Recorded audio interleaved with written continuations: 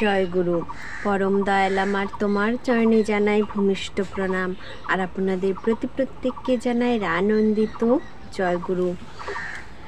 বর্তমান আচার্যদেব আমাদের কিভাবে ঠাকুরের কাজ করতে বললেন, কি কাজ করতে বললেন ঠাকুরের, আর উপযোজনা কেন্দ্রের হয়েই কেন্দ্রের যে গুরু ভাই আছেন তাদেরই বা কি নির্দেশ দিলেন, উপযোজনা কেন্দ্রের গুরু ভাইদের মায়েদেরই বা কোন কাজ করতে বললেন।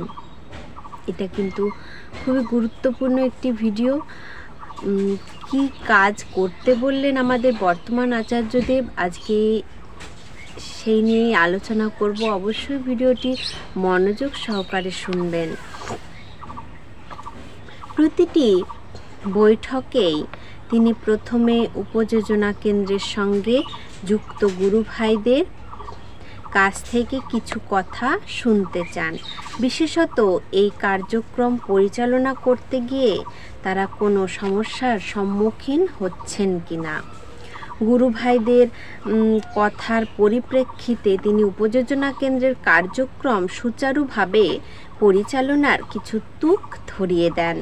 উপযোজনা কেন্দ্রের সঙ্গে যুক্ত গুরু ভাইদের সামগ্রিকভাবে কয়েকটি নির্দেশ প্রদান করেন। যে নির্দেশগুলো প্রদান করেছেন অবশ্যই কিন্তু শুনবেন মনোযোগ দিয়ে, কারণ একটা মিস হয়ে গেলে আর কিন্তু পাবেন না।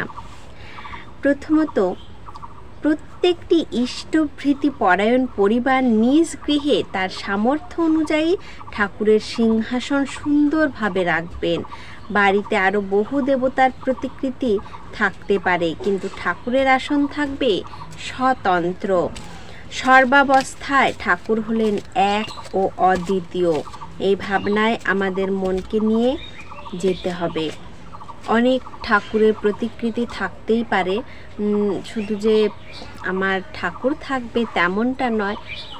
অনেক ঠাকুর আছে যাদের আমরা ভালোবাসি, তাদের প্রতিকৃতি আমাদের ঘরে সকলেরই আছে, তবে তাদের সঙ্গে একসঙ্গে কিন্তু রাখা যাবে না। ঠাকুরের আসনটি স্বতন্ত্র, মানে আলাদা রাখতে হবে, আলাদা করে রাখতে হবে তার আসনে শুধু তিনি থাকবেন, এমনভাবে রাখতে হবে। দ্বিতীয়ত, প্রতিটি দীক্ষিত পরিবারে শ্রী শ্রী ঠাকুরের গ্রন্থাদি রাখা এবং সেগুলি নিয়মিত পাঠ করা দরকার। অন্তত নিয়মিত সত্যানুসরণের একটি বাণী পাঠ ও তার হৃদয়ঙ্গম করা আবশ্যক। প্রতিটি দীক্ষিত পরিবারে কিন্তু শ্রী শ্রী ঠাকুরের গ্রন্থাদি রাখতে হবে, আর সেগুলি নিয়মিত পাঠ করা কিন্তু অবশ্যই দরকার। তৃতীয়ত, পরিবারের সকলে মিলে বিনতি প্রার্থনা করুন। দুবেলা সম্ভব না হলে অন্তত একবেলা সমবেত বিনতি প্রার্থনার চেষ্টা করতে হবে। নিদেন পক্ষে সপ্তাহে একদিন সবাই মিলে প্রার্থনা করুন। যদি সম্ভব নাও হয় প্রতিদিন একবার করে, অন্তত পক্ষে সপ্তাহে একদিন কিন্তু প্রার্থনা করতেই হবে। আর সেই দিনটি কি? শুক্রবার। আমি এর আগে শুক্রবার নিয়ে একটি ভিডিও দিয়েছিলাম যে শুক্রবারে কি করতে হবে, যদি বলেন তো আমি আবারও ভিডিও দিয়ে দেব। তবে সপ্তাহে যদি 7 দিনে নাও পারি, একটি দিন আমাদের কিন্তু বিনতি প্রার্থনা করতেই হবে। চতুর্থত, দীক্ষিত পরিবারগুলি প্রত্যেকে প্রত্যহ নাম ধ্যান করা দরকার। প্রথম দিকে অল্প সময় করে অভ্যাস করতে করতে বসে নাম ধ্যান করার সময় ধীরে ধীরে বাড়াতে হবে। প্রথম দিকে অল্প নাম ধ্যান করবেন, তারপরে এইভাবে 5 মিনিট, 7 মিনিট, 8 মিনিট, 9 মিনিট এরকম করতে করতে আমাদের নাম ধ্যান কিন্তু বাড়াতে হবে, নামের সময়টা বাড়াতে হবে। এবার আসি পঞ্চমত, প্রতিটি উপযোজনা কেন্দ্রের অন্তর্ভুক্ত প্রত্যেক পরিবার যাজন করে সারা বছর ধরে দীক্ষা প্রক্রিয়া চালাবে। প্রতিটি পরিবার যেন বছরে অন্তত একজন মানুষ দীক্ষার জন্য আনেন। একজন মানুষকে দীক্ষার জন্য আনতে বলেছেন, প্রত্যেক পরিবারকে বছরে। তাহলে এটা তো কোনো চাপের ব্যাপার না, বছরে আমরা একজনকে নিয়ে আসতেই পারবো। ষষ্ঠত, প্রত্যেক দিন অন্তত একবার পরিবারের সকলে মিলে একসঙ্গে আহার করুন। আর সে সময় প্রাণ খুলে পরস্পরের সঙ্গে কথা বলুন। এইভাবে সুখী থাকে একটি পরিবার, আর সুখী পরিবারেই অবস্থান করেন ঠাকুর। অশান্ত পরিবেশ, অশান্ত পরিবারে শয়তানের আবাসস্থল। তাই প্রত্যেক দিন অন্তত একবার পরিবারের সকলের সঙ্গে আহার গ্রহণ করুন, তাদের সঙ্গে কথা বলুন, তাদের ভালো মন্দ জানুন, তারা কি চায়, মানে প্রাণ খুলে, যেটা মন খুলে কথা বলা হয় সেই রকম কথা বলুন। এইভাবেই কিন্তু একটি পরিবার সুখী হয়, সুখী থাকে। আর সুখী পরিবারেই অবস্থান হয় ঠাকুরের। অশান্তি যে পরিবেশ তৈরি হয়, সেই অশান্ত পরিবেশে কিন্তু বাস হয় কার? শয়তানের আবাসস্থল। তাহলে উপযোজনা কেন্দ্রের মাধ্যমে এই ইষ্টস্থল জীবনাচর্যা যাতে প্রতিটি পরিবারে সঞ্চারিত হয় তার প্রতি বিশেষ দৃষ্টি আকর্ষণ করেন তিনি। বৈঠকগুলিতে সমবেত প্রবীণ কর্মী, ছাত্রছাত্রী ও মায়েদের উদ্দেশ্যেও তিনি কিছু কথা বলেন।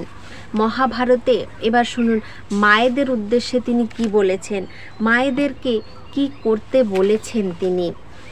মহাভারতে 3 জন প্রবীণ ছিলেন, ভীষ্ম, কৃপাচার্য ও দ্রোণাচার্য। বয়স হলেও কখনো তারা হার মানেননি। কুরুক্ষেত্রে যুদ্ধে ছল করে এই 3 বৃদ্ধকে পরাজিত করতে হয়। এইভাবে আপনারাও হার মানবেন না। 86 বছর বয়সেও আচার্যদেব সারা ভারত সফর করেন। আমাদের আনন্দ ও অনুপ্রেরণার চিরন্তন উৎস তিনি। বারবার অকৃতকার্য হচ্ছি, সফল হব কেমন করে? পূজ্যপাদ বর্তমান আচার্যদেব বললেন, সফল হতে হলে সবার আগে মনকে পারগতায় উদ্দীপ্ত করতে হবে। মন দৃষ্টি সম্মুখে প্রসারিত করে আমি পারবো এই বিশ্বাস নিয়ে প্রস্তুত হতে হবে। মায়েরা অনেক সময় যাজন করতে গিয়ে দ্বিধাগ্রস্ত হয়ে পড়েন।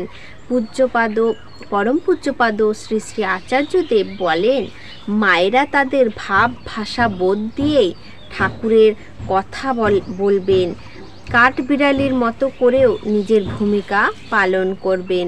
তাহলে মায়েরা কিন্তু যাজন করতে গিয়ে আটকে যায়, দ্বিধাগ্রস্ত হয়। তো সেই সমস্যা থেকে কি করে বেরিয়ে আসা যাবে সেটাই বলে দিলেন। আর গুরু ভাইদের উপযোজনা কেন্দ্রকে কোন কোন কাজ পালন করতে হবে সেটা নিশ্চয়ই বুঝে গেছেন। এইভাবেই পালন করুন। অবশ্যই আমাদের বর্তমান আচার্যদেব যদি এই কাজগুলো আমরা করি তাহলে তিনি নিশ্চয়ই খুশি হবেন, আর পরম পিতার আশীর্বাদ আমাদের উপর সর্বদা থাকবে। আর পরিবেশটাকে যদি আমরা শান্তিতে রাখি, আমরা যদি সুখী একটা পরিবার হই, সেখানে কিন্তু আমাদের ঠাকুর অবশ্যই অবস্থান করবেন। আজকের আলোচনা প্রসঙ্গ এই পর্যন্তই। জয় গুরু।